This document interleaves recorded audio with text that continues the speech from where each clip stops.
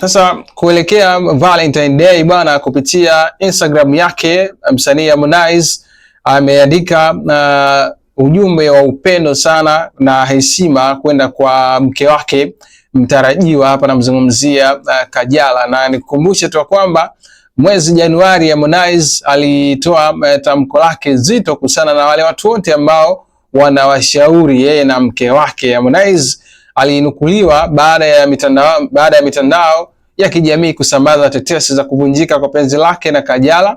Harmonize aliweka wazi hali halisi ya mahusiano yao katika ujumbe wake mtandaoni.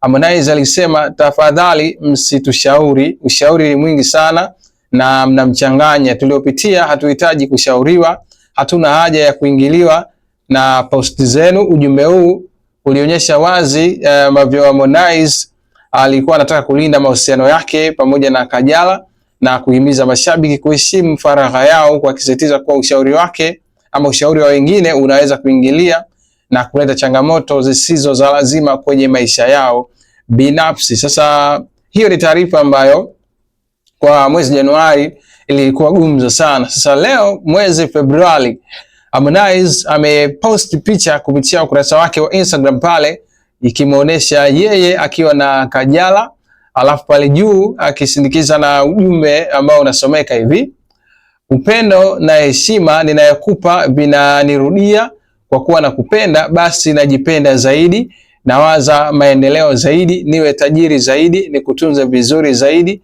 najikuta natoboa mdogo mdogo, nami nasogea alhamdulillah, nikipata nafanya vitu vya maana ili nikuvutie, narudi gym unisikie zaidi, basi nitakesha studio, baby you are my life inspiration. Anapoweka emoji mbili za makopa. Harmonize kusia hapo akaendelea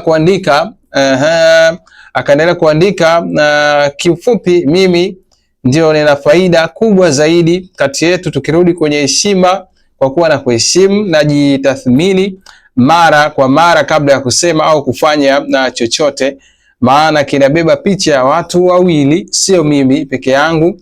Umenijenga and unaendelea kunijenga niwe gentleman zaidi, naheshimika zaidi because of you wife. Akaweka emoji mbili pia za kopa.